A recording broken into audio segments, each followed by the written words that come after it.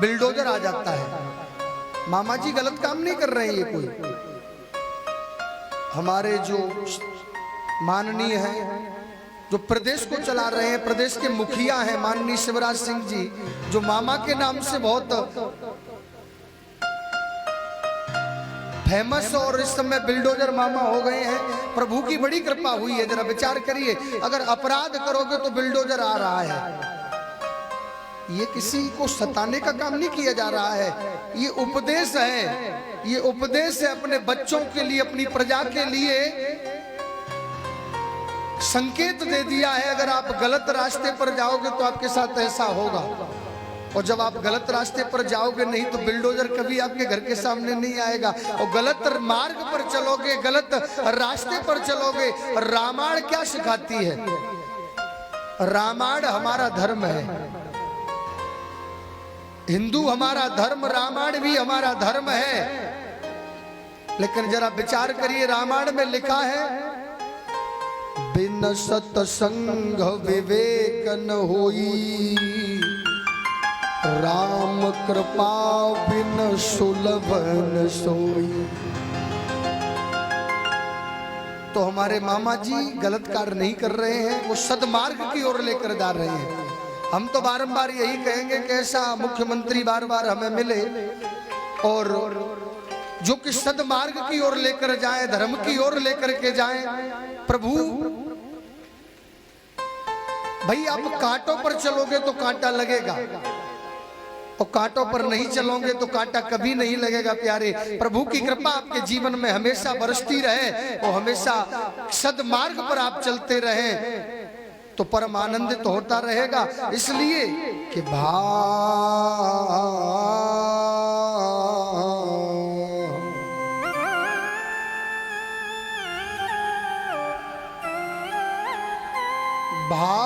का भूखा हूं मैं और भाव ही एक सार है, और भाव से जो भजता मुझे सुभव से बेड़ा पार है। भाव से एक फूल भी यदि मुझे कोई समर्पित करे। एक बात और जरा आप लोग क्लियर सुने, आजकल वेद को बेचा जा रहा है, वेद बेचा जा रहा है। वेद बेचने की चीज है। मंदिर में कोई भक्त दर्शन करने जा रहा है तो उसका VVIP अलग से रसीद कटेगी। VVIP है बोले कि अलग से रसीद कटेगी, जल्दी दर्शन हो जाएगा। ये आप अच्छा नहीं, ये धर्म का धंधा बना रहे हैं लोग। बात अर्जी उसी की लगती है जो ईमानदारी से भूमिया बाबा के दरबार में जाता है। अर्जी उसी की लगती है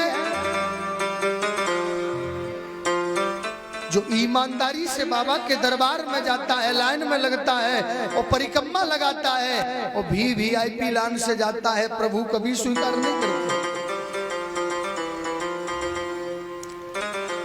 एक बात बताओ, भगवान कभी अवगुण नहीं देखते। ये समझने की बात है। कथा तो हम और आप रोजाना सुन रहे हैं, सुनते रहेंगे, सुनते जाएंगे, लेकिन समझने वाली बात क्या है? कथा का सार क्या है? आज की कथा का मूल उद्देश्य क्या है? पूतना भगवान को मारने आई थी। और ऐसे कोई आपको मारने आ जाएगा तो आप उसके साथ क्या करोगे बताओ?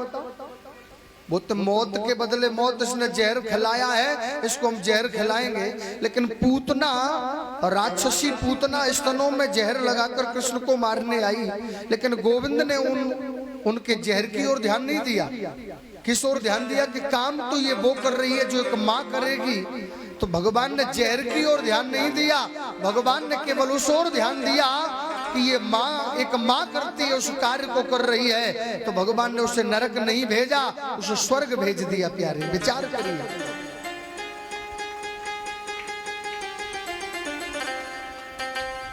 हम भक्तन के भक्त हमारे, सुन अर्जुन प्रतिज्ञा मेरी, यह व्रत न टरे न टारे। भक्त मेरा है और मैं भक्त का हूं, ये प्रतिज्ञा कभी छोड़ नहीं सकता। जीवन में कभी अभिमान मत करना इंद्र। लेकिन यहाँ एक प्रश्न होता है, भगवान ने इंद्र को क्षमा कर दिया लेकिन ब्रह्मा जी को क्षमा नहीं किया। राधे राधे भगत जी महाराज, एक बात यहाँ पर बड़ी समझने की है, इंद्र किसी राजा का नाम है कि गद्दी का नाम है? बहन जी, माता जी, इंद्र किसी राजा का नाम है कि गद्दी का नाम है? इंद्र किसी राजा का नाम नहीं है, इंद्र गद्दी का नाम है। जो व्यक्ति अच्छे कर्म करके जाते हैं, जो व्यक्ति सद्मार्ग पर चलते हैं, सदकर्म करते हैं, वही इंद्र बन जाते हैं।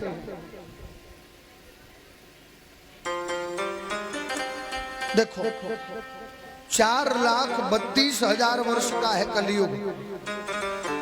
राधे राधे।